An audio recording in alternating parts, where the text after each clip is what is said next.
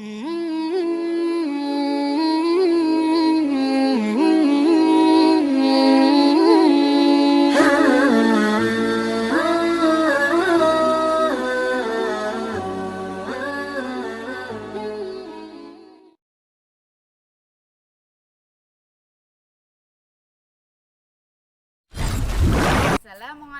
warahmatullahi wabarakatuh. Gimana kabarnya anak-anak semua hari ini? Semoga kalian semua dalam keadaan sehat walafiat. Oke, sebelum pembelajaran kita mulai, marilah kita awali dengan membaca basmalah bersama-sama. Bismillahirrahmanirrahim.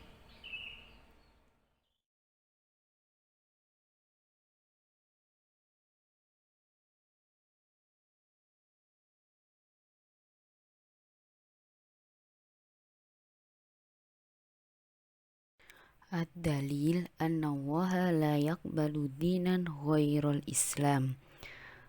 Ada di dalam surat Ali Imran ayat 19. Al-mawad allati sanata'allamuha, materi-materi yang akan kita pelajari pada kesempatan kali ini. Yang pertama, at-ta'rifu aniddin al-islami, pengertian agama Islam.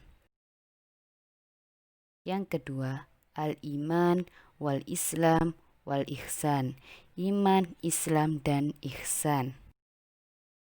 Materi yang pertama yaitu at-ta'rif aniddin al-islami, yaitu pengertian tentang agama Islam.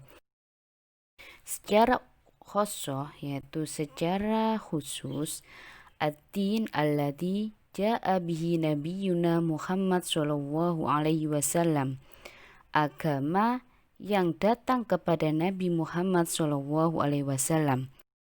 Sedangkan secara am, yaitu secara umum, ad-din alladhi irtadahu wa lihadil ummah min yaumi nuzulihi ila yaumil qiyamah la yakbalu wahu dinan ghairahu, agama yang Allah ridhoi untuk umat ini dari awal diturunkannya sampai hari akhir, dan Allah tidak akan menerima agama selain agama Islam. Buktinya itu ada di dalam surat Ali Imran ayat 19 yang berbunyi, A'udzubillahi minasyaitonirrajim, innad-dina indallahil Islam. Sesungguhnya agama di sisi Allah yaitu agama Islam. Islam adalah nama dari Al-Quran. Allah yang memberi nama agama ini dengan Islam, sesuai dengan firman Allah, innad-dina indallahil Islam. Sesungguhnya agama di sisi Allah yaitu Islam. Nama Islam tidak dikembalikan pada nama sosok atau tokoh tertentu ataupun suku tertentu, karena nama Islam menunjukkan isi ajarannya. Karena itulah dalam sejarah agama tidak dikenal istilah pencetus Islam ataupun pendiri agama Islam. Isi ajaran Islam ini lebih menyeluruh, bisa diikuti oleh kelompok masyarakat. Materi yang kedua yaitu al-imanu wal islamu wal ihsan, iman, Islam, dan ihsan. Untuk yang pertama yang akan kita pelajari yaitu al-iman. Iman adalah at-tasdiqu bil qalbi, yaitu meyakini di dalam hati. Ma yata'allaku bi af'alil qalbi min ta'alimiddin al-islami. Maksudnya di sini adalah segala hal yang berkenaan dengan amalan-amalan hati dari ajaran-ajaran agama Islam. Nah, sekarang iman secara bahasa. Al-imanu. Iman secara bahasa adalah masdar dari kata amana yu'minu imanan fahuwa mu'min. Kata ini merupakan turunan dari kata al-amnu yang berarti aman. Karena orang yang beriman itu dia dalam posisi aman. Aman dalam arti apa? Aman dalam arti al-qoror wat tuma'nina, yaitu menetap dan tenang. Karena orang yang punya iman, dia akan tenang dan yakin apa yang dimilikinya adalah sesuatu yang benar sehingga ia tidak pernah bingung dan bimbang. Orang yang tidak punya keyakinan, dia akan bingung dan akan mencari keyakinannya. Maka dari itu, iman merupakan turunan kata dari al-amnu yang berarti aman. Orang yang beriman di dalam hatinya akan ada rasa ketenangan. Sekarang iman secara istilah. Para ulama sepakat mendefinisikan iman i'tiqadu bil qalbi wa qawlu bil lisan wa amalu bil jawarih yazidu wa yankus. Pembenaran dalam hati, pengakuan dengan lisan dan amal dengan anggota badan bisa bertambah dan berkurang. Maksud dari yazidu wa yankus yaitu yazidu bi ta'atillah wa yankus bi ta'ati syaitan. Iman itu bisa bertambah dengan mentaati perintah Allah dan menjauhi larangannya. Wayankus bitaati syaiton, dan iman itu bisa berkurang dengan mentaati syaiton. Sehingga iman menurut ahli sunnah yaitu ada 4 batasan. Yang pertama, meyakini dalam hati yaitu keyakinan batin. Yang kedua, ucapan lisan. Yang ketiga, amal perbuatan anggota badan. Dan yang keempat, bisa bertambah dan bisa berkurang. Iman tidak hanya sebatas yakin. Harus dengan yakin plus. Plus apa? Yakin plus pengakuan secara lisan dan ketundukan anggota badan. Arkanul iman, rukun iman. Yang pertama, al-imanu biwujudillahi wa rububiyatihi wa uluhiyatihi. Iman terhadap Allah secara rububiyat dan uluhiyah. Yang kedua, al-imanu biwujudil malaika. Iman adanya malaikat.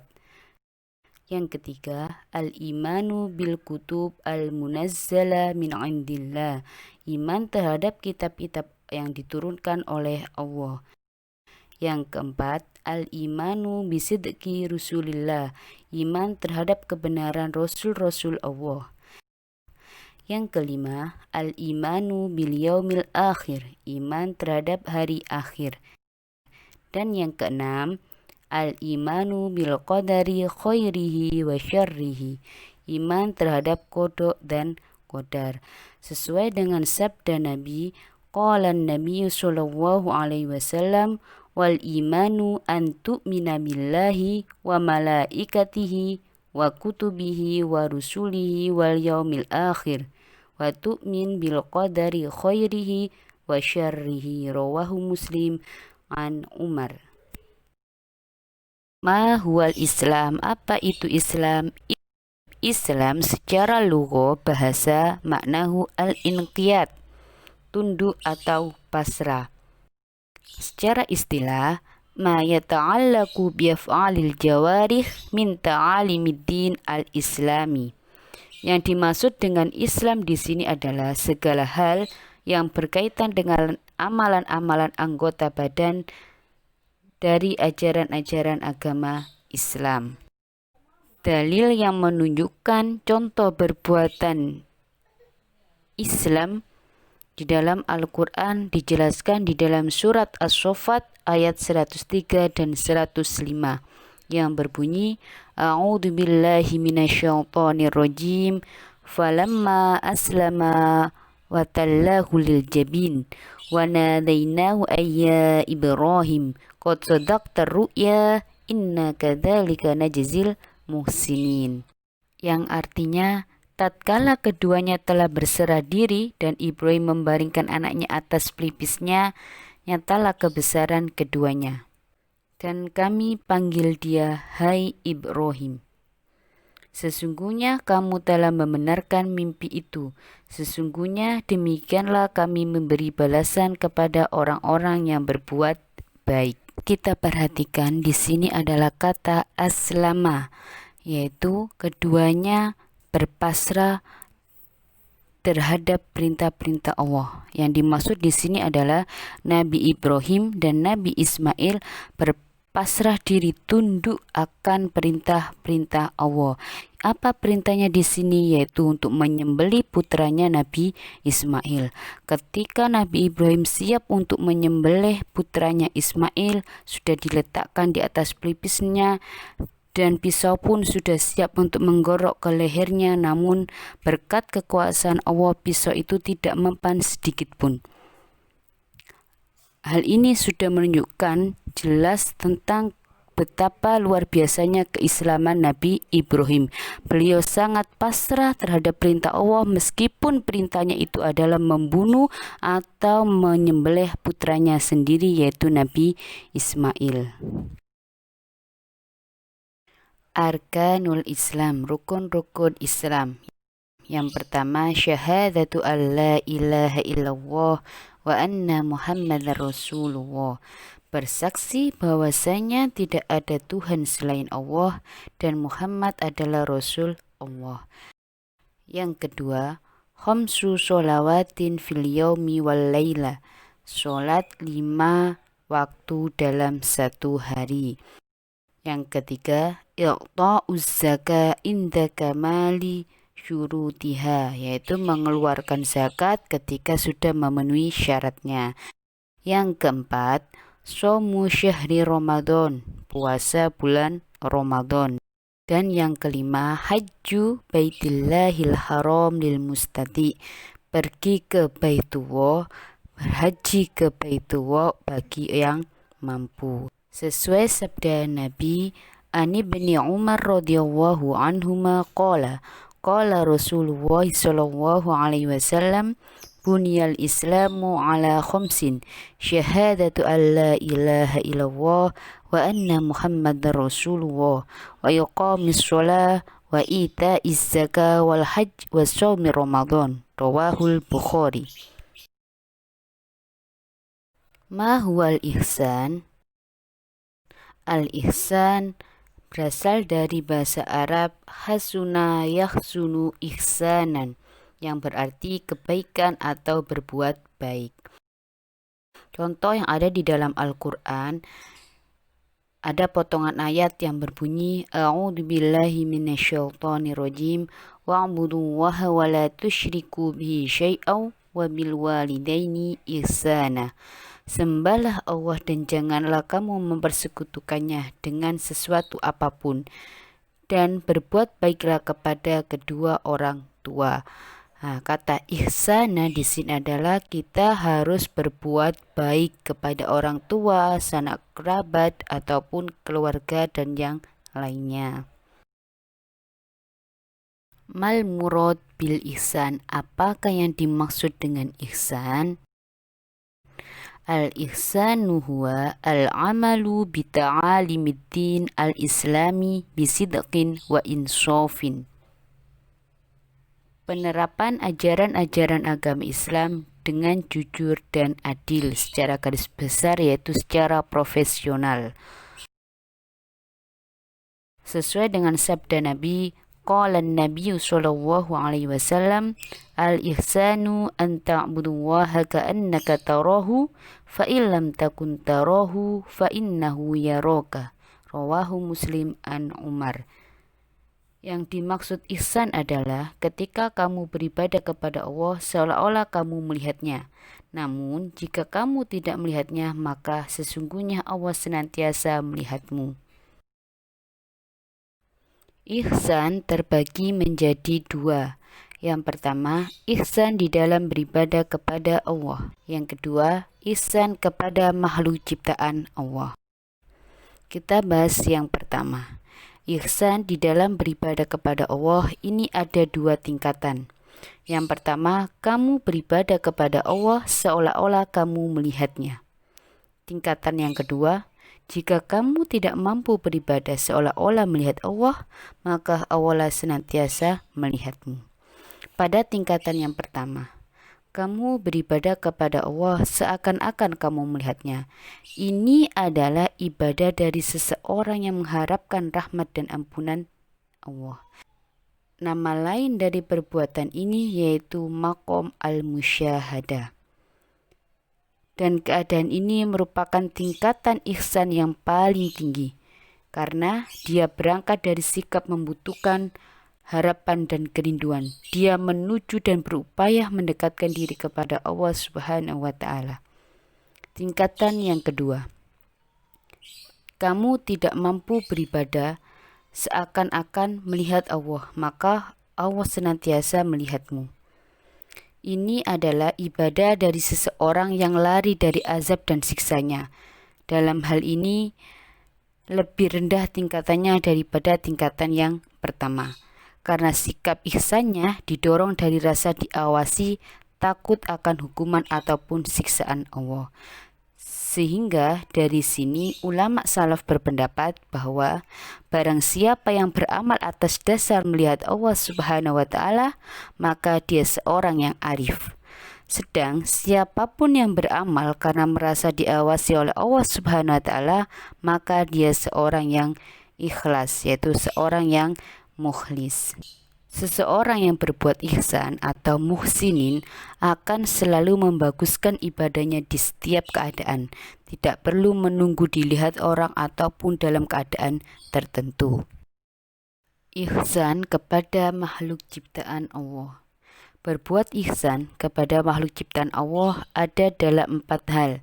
Yang pertama, harta, kedudukan, ilmu, dan badan. Harta yaitu kita dengan cara berinfak, bersedekah, dan mengeluarkan zakat. Jenis perbuatan ihsan dengan harta yang paling mulia adalah mengeluarkan zakat, karena dia termasuk di dalam rukun Islam. Kemudian juga nafkah yang wajib diberikan kepada orang-orang yang menjadi tanggung jawabnya, seperti istri, anak, orang tua, dan lain-lain.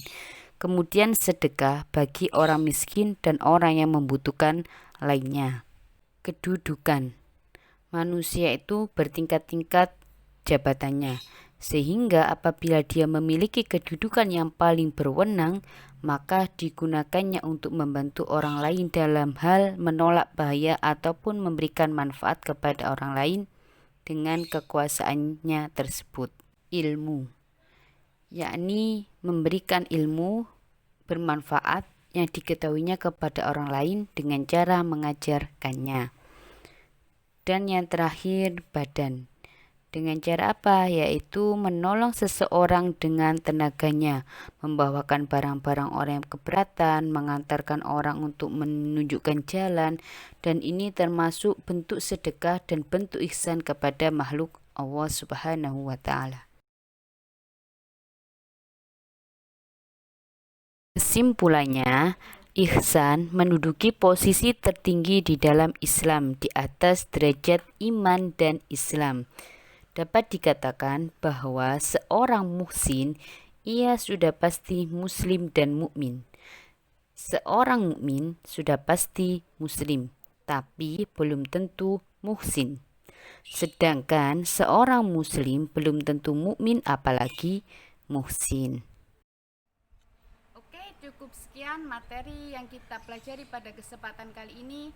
Untuk latihan soalnya jangan lupa dikerjakan di link yang ada di deskripsi video ini.